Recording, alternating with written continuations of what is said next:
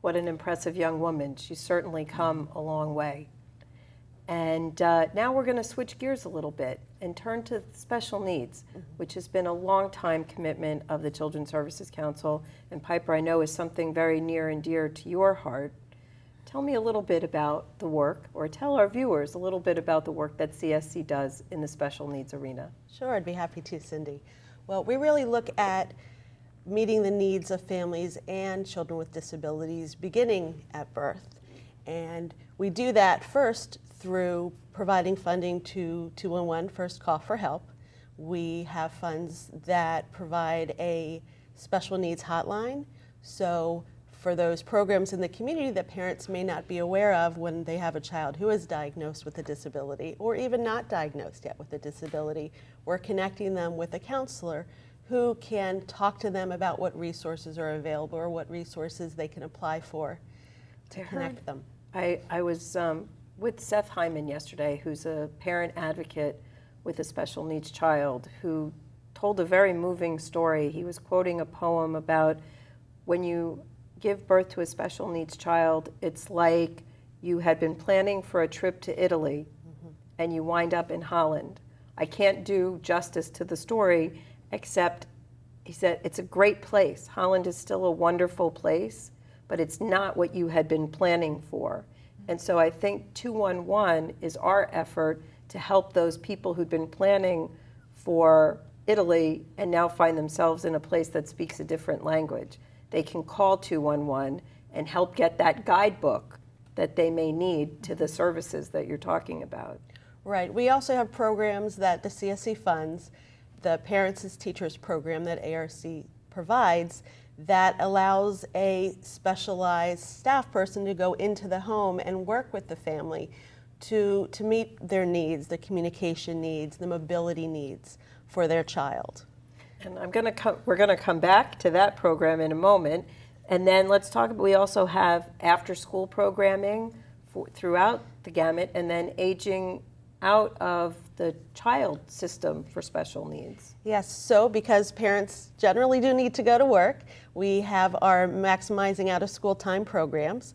So we have summer camps and after school programs for children with special needs, and they provide academics, social skills, physical fitness, nutrition. We've also collaborated with USDA to provide food during those programs. So starting at elementary school, the kids can be in the programs, and then we have our youth force programs that kids can then transition into, or they can also continue with the most programs if they have more significant needs that would be a higher ratio and need some additional staff.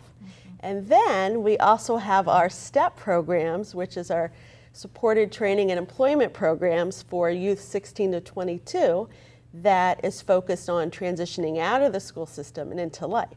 And that includes daily living skills, social skills, and employability skills, along with a full-time job coach and employment experience over the summer. It's pretty amazing. I love it.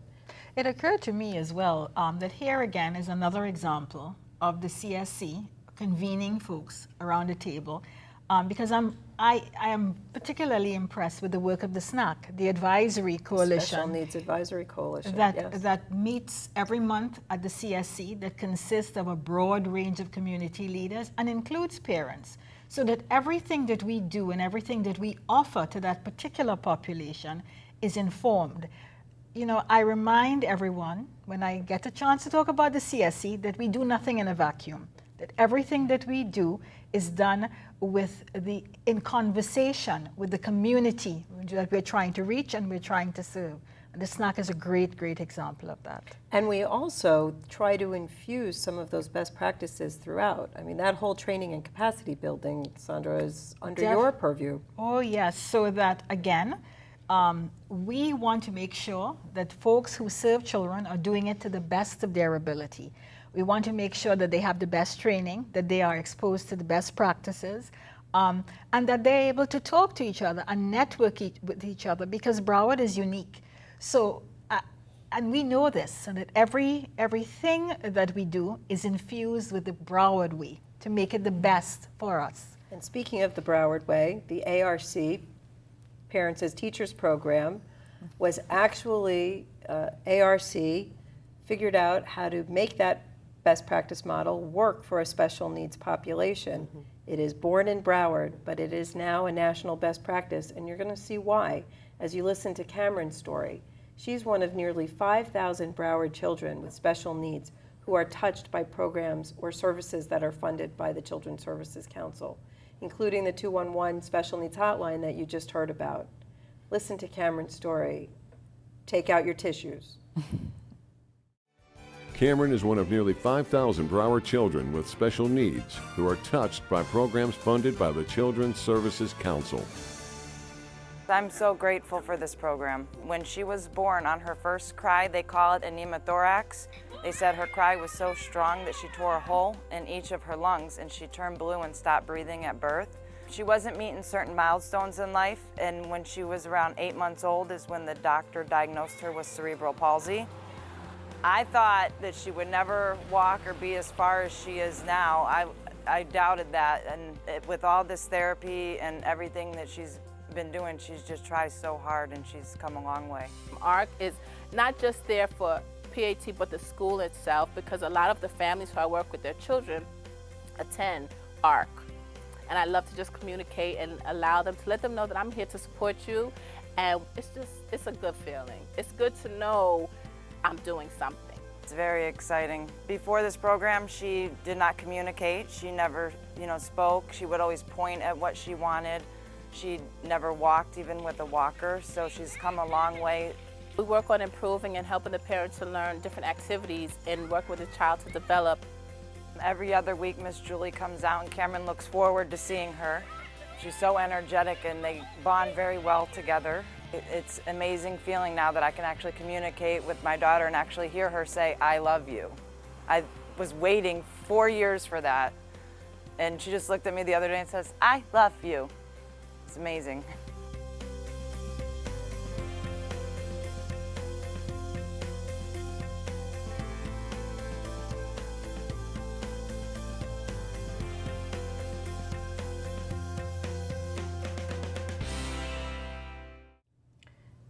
As a mom, to be able to hear those words, "I love you," from your child, it's just extraordinary.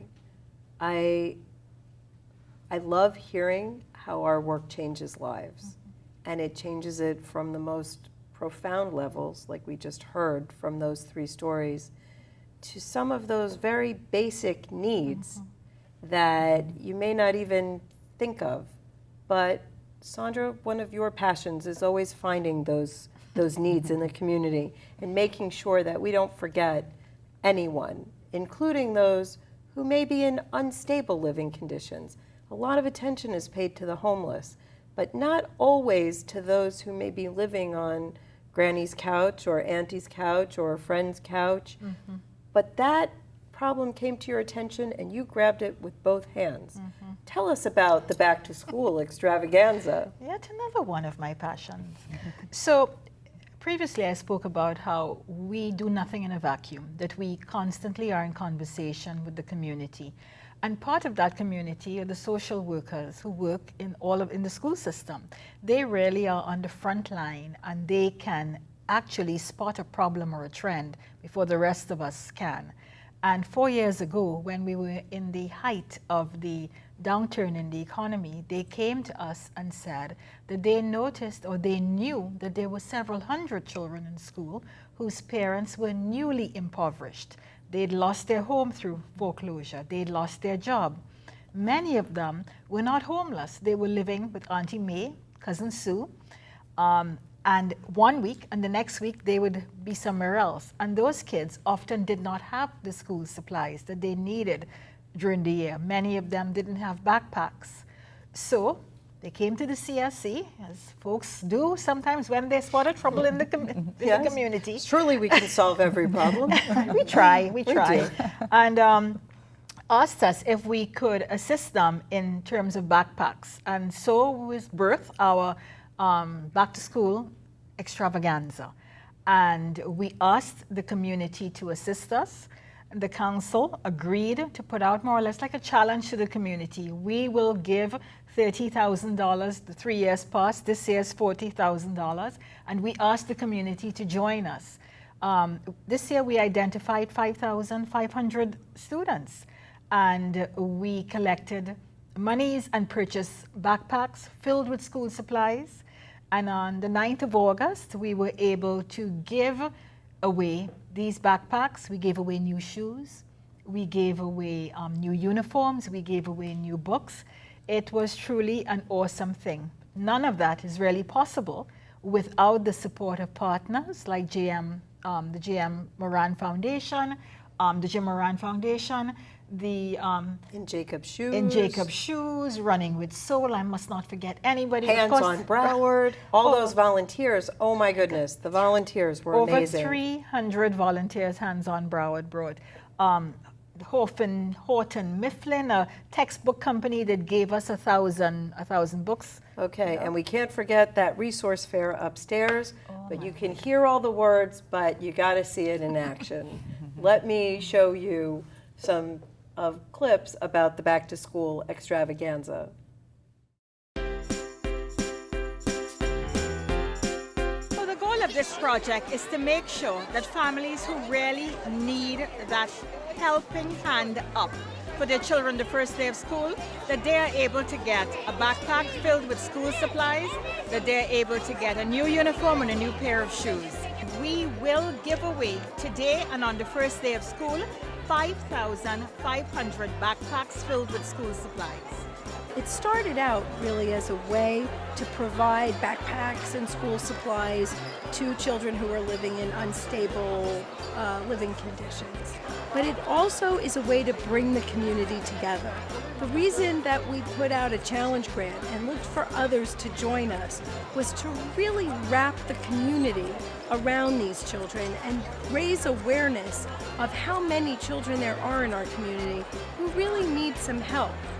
I hope the families leave here knowing that everybody cares about them, that the Children's Services Council cares about them, that Hands on Broward cares about them. I hope that everybody leaves here and all these children get to start school this school year on a level playing field just like everybody else. I hope they feel when they left here like they were loved. For them to do this is a blessing to come through for families that really need it, and we are one of those that really need it because at times it get hard. And it makes me want to give something in return, you know, to somebody else, do something positive for somebody else. Children's Services Council is what's putting this on and organizes all this, and they're so important to this community. And as a school district, the Children's Services Council fills all of those holes that we can't fill. So we're very grateful to have them. What a great day that was. With volunteers, small and large, it was just amazing. And to see the gratitude on the parents' faces was extraordinary. And you know, as Sandra said, none of this is done in isolation.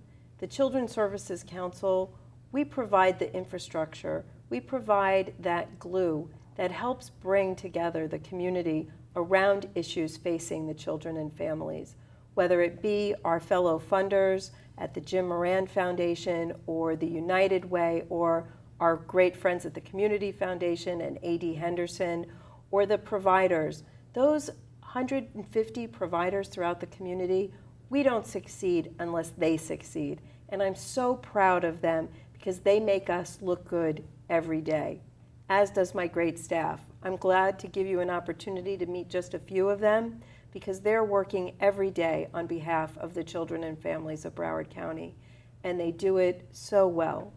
I want to thank Piper Weber-Roth, Catherine Baez, and Sandra Bernard-Bastien, as well as all of those who you got to see today, their success stories.